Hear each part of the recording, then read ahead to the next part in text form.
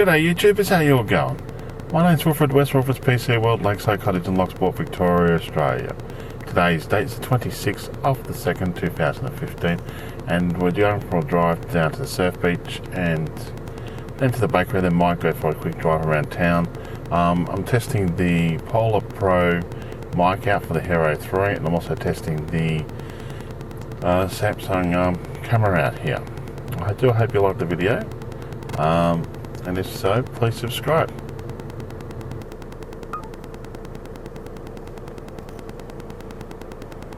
I'm with you. We're broadcasting from Federal Parliament from the lower house, where the general debate is underway on several appropriation bills, and with the call at the moment is Terry Butler, the member for Griffith. Which needed to be done to find out whether people were actually going to the doctor unnecessarily, and of course that's the point of the GP tax.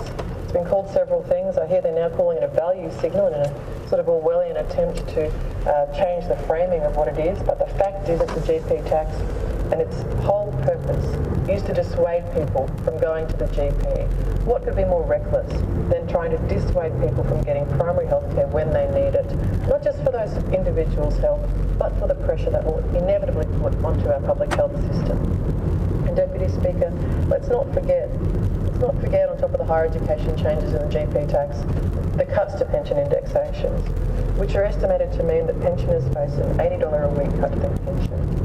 And of course, as I said earlier, the family payment support changes that will leave a family on $65,000 a year, $6,000 a year worse off. It's atrocious. And Deputy Speaker, all of these things reveal the ideological nature of the government's first budget and of the government's most recent MyInfo. And the thing about these ideologically driven changes, Deputy Speaker, is that the coalition MPs are well aware of the problems with these policies and of the fact that they are unsupported by evidence. For example, as I say, the department's admitted that the GP tax isn't backed by substantive research during the Senate Select Committee on Health recently, I should say, rather than during estimates. The department said, I'm unaware of any substantive work in Australia specifically about the impact of something like the Medicare co-payment and reduction in rebate. That was the Acting Deputy Secretary. Deputy Speaker, the AMA, the College of General Practitioners, have both explained that they have not been consulted about these GP tax changes. And Deputy Speaker, there is so much research that demonstrates the utter ridiculousness of the claims of unsustainability when it comes to Medicare, like the Australian Institute of Health and Welfare research, if you look at the OECD comparatives, if you look at the work that has been done to see what our spending is on healthcare, we're on the OECD average for spending on healthcare, as this government well knows. And if there is to be real reform when it comes to Medicare, it ought to be considered an evidence-based and not a thought bubble that someone dreamed up before the federal budget to satisfy their ideological urgings, Deputy Speaker. Thanks very much. I thank the member for Griffith. The question is, if the member be agreed to, I call the member for Hughes. Thank you. Greg Kelly, Liberal, New South Wales. Rise to speak on these appropriation bills. And during this time, Deputy Speaker, I'd like to set out a few concerns that I have, and I'm sure many other Australians share, about the future of our nation. Firstly, Deputy Speaker, it's what I would call the debt and deficit deniers. And we just saw a classic example of that, Deputy Speaker, by the speech from the member for Griffith. In complete and utter denial about the debt and deficit problem that our nation faces.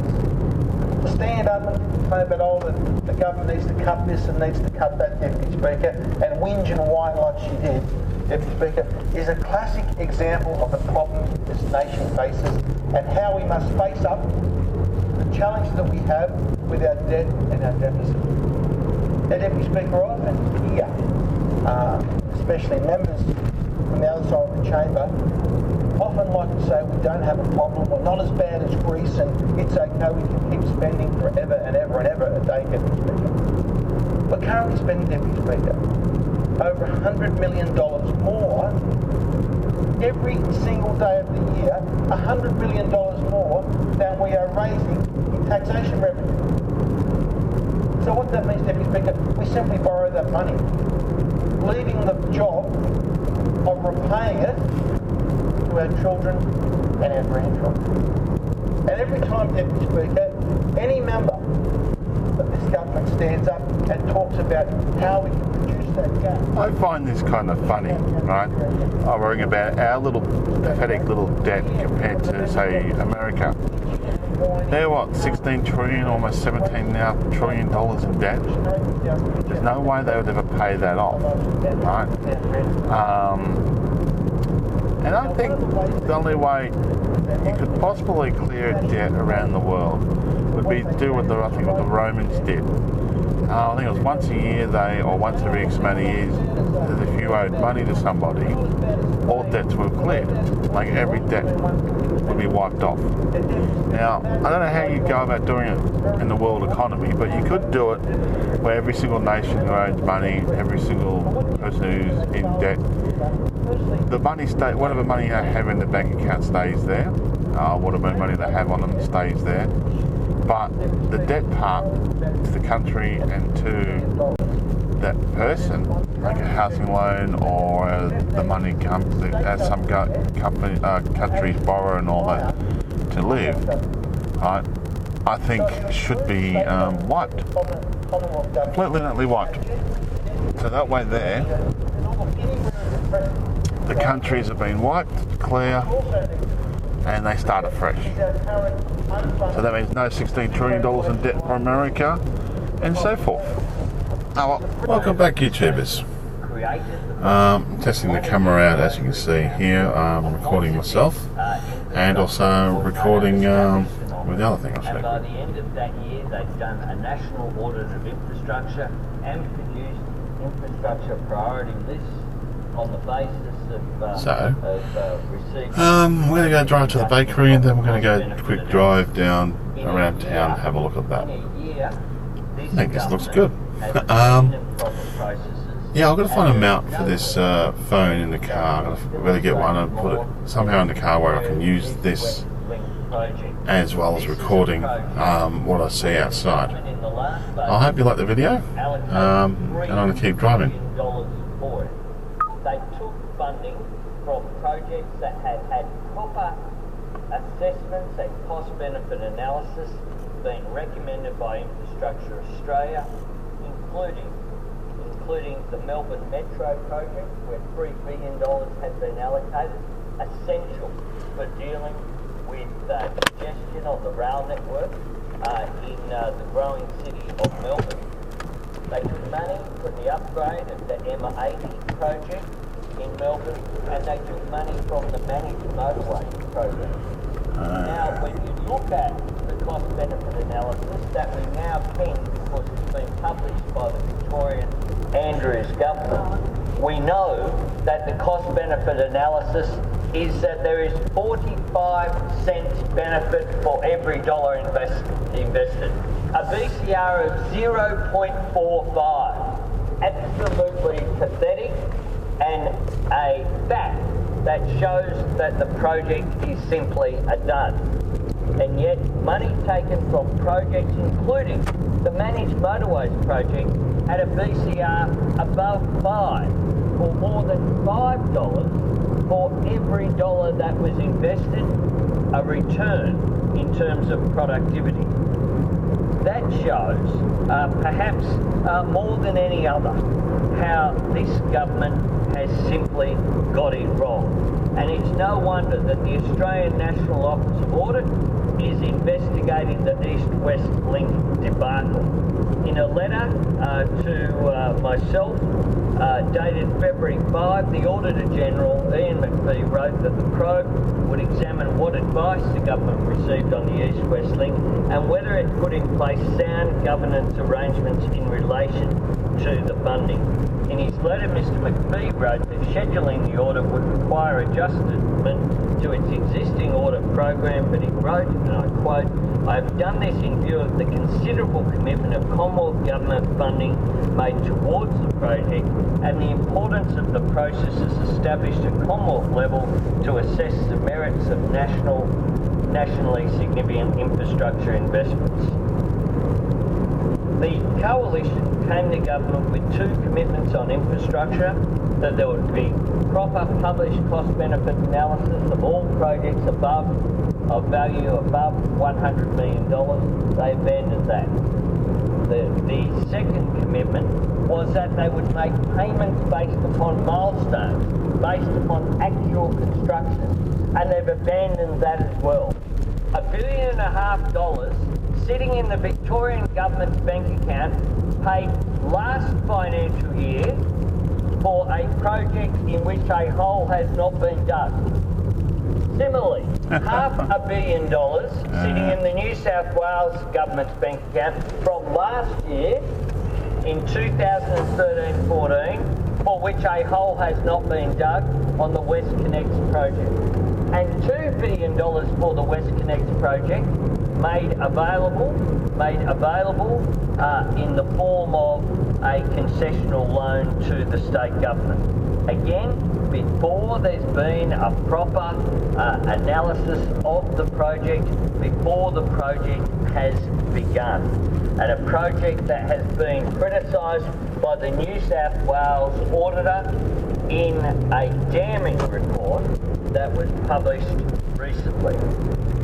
The fact is that the promises that the government made on infrastructure have been treated like plates at a Greek wedding, smashed, just like all of their promises in education, in health, in no cuts to the ABC and no cuts to pensions. And the Prime Minister, it is no wonder that 39 of his colleagues voted for an empty chair rather than vote for him during the last sitting week. This is real protection of the Great Artesian Basin, and I get a little frustrated when the green influencing groups like Wilfred talk about the protection of the Great Artesian Basin, when in actual fact the programs such as the GABS that was originally funded by the Howard government. You're kidding me. Like the gate was designed for keeping people, fracking people off the land, which actually proves that it actually destroys the water supply. So I think this politician just did a big boo-boo there. Besides the laws, the fracking should be banned outright in Australia. I think it's worse than nuclear power. Right? North of Canamble, Pilliga, and I hate nuclear power. The Golden Ridge area is drought. And we now have producers that are staring down the barrel of their 30 years without production. Indeed, some of these areas have had less than 14 inches of rain over the last 3 years. And indeed, the last worthwhile rain that was had in this area was the flood in 2012. And while it can be expected that farmers should be able to prepare for a drought that will possibly last a year or even two, I don't believe it's possible for anyone to be prepared to be financially able to manage a drought that goes over 3 years. And so, following on from a visit by the Prime Minister with the assistance of the Minister for Agriculture early last year, the drought assistance program that has gone out into this area has been worthwhile. I won't say that it's alleviated the suffering, because nothing will alleviate the suffering that people face when they're battling a drought constantly. But at last count, I think there's over 4,500 households now, farm households, are receiving household support, which gives some dignity back to those homes with helping people to purchase basic necessities of life. Quite a few hundred farmers have accessed the low-interest loans, which are two different sorts, some over 5 years, some over 10. Should be almost zero interest loans, I'll but be flagging here today. we need to keep our farmers going. That we may need to be looking at what else we can do in that area that's defined by the 1 in 100 year drought. Quite recently, the Minister for Infrastructure, the Honourable Warren Fuss, was able to announce the funding under a couple of programs that were very, very beneficial for the parks electorate. And the Heavy Vehicle Safety and Productivity Program was most welcome, and it was announced last week. And programs like $573,000 Commonwealth funds to go towards the $1.146 million road upgrade of the Skirter Creek Road and the Gilgil Creek Road in the Gwydir Shire. I know from personal experience that this funding will be very useful in the productivity and safety in that area, as the large quarry that uses this road that basically sources the material for the Gwydir, Moree and part of the Narrabri Shire. I think politicians talk way too much. Will now have a safer road. I think everything he could have said, could have been said in quarter of the time he's saying it. That's a contribution with the federal government, Gwydir Shire, and the local. I understand that. The $300,000 for new rest area, which will be half the funding for a rest area on the Mitchell Highway at Trengy, which will do much to help the safety of many of the trucks that use that road. $700,000 towards a $1.6 million wide reseal of the Polar Pro Road at Moree once again, which will make that highly productive area much safer with the large amount of truck traffic used. And also $532,000, which will go towards a $1.296 million project of the widening of the Dandaloo Road at Albert in the Central West and the Lachlan Shire, which also will be much appreciated. $210,000 for improving signage and safety on various far northwest highways, a total project of $420,000 with the New South Wales RSNS, and $23.795 million for a raft of measures on the Golden Highway from Muswellbrook to Duddy-Doo. And the Golden Highway is a critical transport link into the Central West. As B-double access is not allowed down the Great Western Highway into Western Sydney, the Golden Highway, now linking under the Hunter Expressway, is a major freight corridor into Sydney from the Central West. There was various bridges announced across the Parks electorate under the Bridges Renewal Program. But possibly the program that has a great deal of expectation attached to it is the National Stronger Regions Fund. That's $1 billion over the next 5 years, and that will help boost projects that will increase productivity into regional Australia, and particularly parts of the Parks electorate. The $100 million Black Spot program for mobile coverage is rolling out. They still haven't fixed that up yet. As to where those towers will be announced. I mean, it's been freaking years for them to fix those black spots up. And it's a timely reminder that in 2008, in this very place, the then Labor government removed the $2.5 billion that was the Regional Telecommunications Infrastructure Fund that rolled into the overall package for the global financial crisis. And since that time, there has been no government money going into improving telecommunications, mobile phone coverage in regional Australia. The NBN rollout is also starting to get back on track after Minister Turnbull has taken control of this project. That will make a difference. But mobile phone coverage is unacceptable, and we need to be doing more. The NBN to the node, and then rely on the existing copper network. Thank you very much, Liberals and Tony Abbott, for going to make our internet even worse. Next G coverage Right. Kind of rely on the existing copper network. I would love to have going straight to my home. Right. I don't mind paying a little bit extra money to have something like that go straight to my home. Like I've got a $31 modem that is more powerful than the internet. Well, I shouldn't say not the internet, but the copper wire infrastructure. It's kind of I've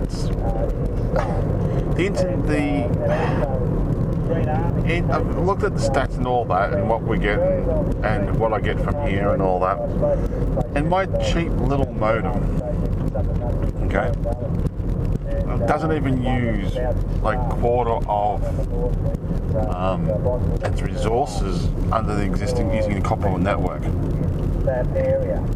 And what the communities are saying to me, and it's kind of a joke. It doesn't even like. I've got a beautiful bloody I love the modem. I would like to upgrade to a bigger modem, a better modem, but there's no point here because the internet. It wouldn't even use. A man this Prime Minister is. He is a Prime Minister who will do anything. Who will do anything, and especially, you know, I'm sure the gang of 39 opposite, the gang of 39 opposite making the noise. Well, surely it's not that silly, but although by not addressing dangerous climate change, this government is going to sabotage our economy in the future. It will also mean, of course, we need a price on pollution. Every sensible economist, every sensible scientist knows it. Only the hollow, opportunistic politicians that embrace that recognise that it's not the right thing to do. So we need to address dangerous climate change, and also the other place where the government has left, where the government has left.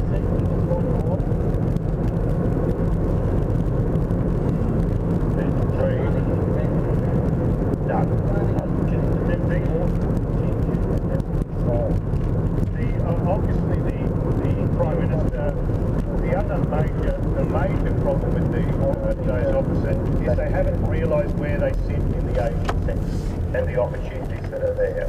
And that, I think, was a great misunderstanding, especially as they bang the old beat up the foreigner drum loudly at the moment. Which goes down like a bucket of cold shit amongst our trading neighbours around us. Unbelievable. To sabotage the job opportunities that come by us embracing Asia, instead they take the flip off for a 20-minute press conference to Sydney to say, Asians are stealing our houses, Asians are stealing our land, and towing it back to China, towing it back to wherever. It was xenophobia writ large. Shameful. It belonged to the first Parliament of Australia, you know, that was debating the White Australia policy rather than the 44th Parliament that should be embracing the Asian century. It was disgraceful. Labor believes in a strong economy that delivers opportunity for all Australians and doesn't leave people behind. I really hate this concept of the Asian century. I mean, obviously there are 39 backbenches and a line up. I'm Australian, I'm not Asian, I never will be. Prepared to change, but doesn't matter who they. I'm not racist or anything, but I'm sick and tired of politicians throwing this around. The Communications Minister or the Foreign Affairs Minister. It doesn't matter who the Labor Party is up against, because we know what they stand for. We saw their real solutions for all Australia, for all Australians. You know, that work of fiction. I'll put down that work of fiction, Deputy Speaker. But it doesn't matter who they choose, because we've seen after the election what they really stand for. They don't believe in Medicare. Instead, they've embraced a GP tax. They don't believe in accessible higher education for all. Instead, they want $100,000 degrees. This sort of dumb but rich policy, and embracing ball and chain degrees that will not give opportunity. Instead, they will cramp Australia's opportunities. We believe in affordable quality childcare. not the prohibitive fees and fees and cuts to family payments. And let's look at, we always need to contrast where the situation was when they came into power. Now, we hadn't just sold Telstra off and had an extra 70 billion in the bank or anything like that. But let's look at the world when they came to power back in September 2013.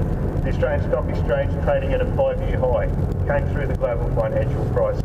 GDP running at 2.6%, unemployment 5.7%, inflation not a significant problem at the moment, obviously, but at 2.4%. AAA credit rating provided by all 3 ratings agencies.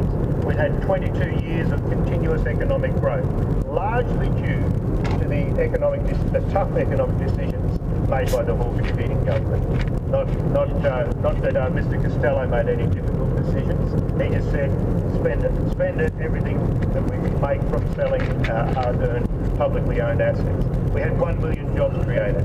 We were rated by the OECD as one of the best and happiest countries in the world. The highest median wealth in the world at 193,563. We had low interest rates, also not a problem at the moment, and gross government debt, when you compare it to all of the other OECD nations, was well and truly under control.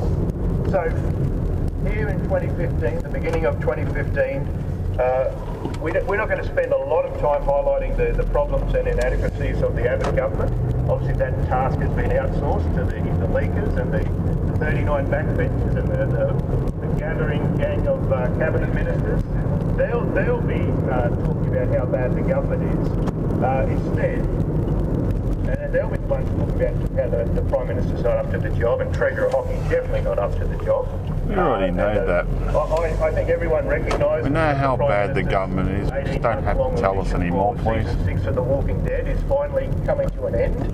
And instead, while the rabble opposite implode and take those rusted-on mugs to Nationals with them, we as soon as the Liberal Party gets out of gets voted out, the country's going to be a lot better for everybody. Experts, the academics, the health experts, the scientific experts, scientists. There's a word that doesn't get heard often by those opposite, but we believe in scientists, especially when it comes to addressing climate change. So those opposite promised that they would run a stable and united government. But all we've seen is chaos, we've seen disunity, we've seen Australian families suffer, we've seen the Australian economy suffer, we've seen small businesses, they're sort of safe, their safe space in any economy, they are suffering most of all. And all of Australia is paying the price because of this. Now, I know what happens when a government says one thing before an election and then does something different after. I come from Queensland. We saw what happened there, where you had a Premier say one thing before the election and then do the opposite. So the people of Queensland are waiting. They've got their baseball bats, cleaned up, nice and shiny. They're waiting.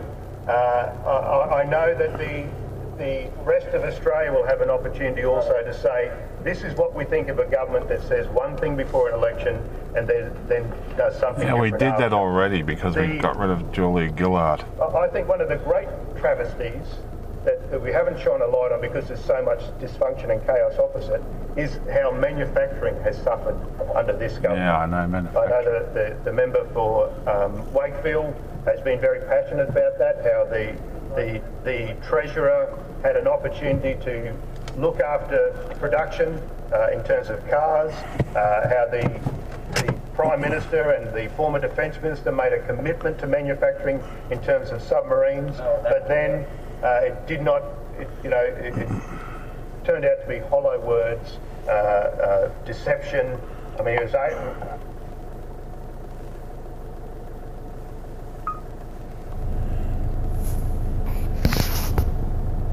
My name's Wilfred West, Wilfred's PC World, Lakeside Cottage in Locksport, Victoria, Australia, signing off. Thank you for watching my videos, and all comments are welcome. You all have a great day now.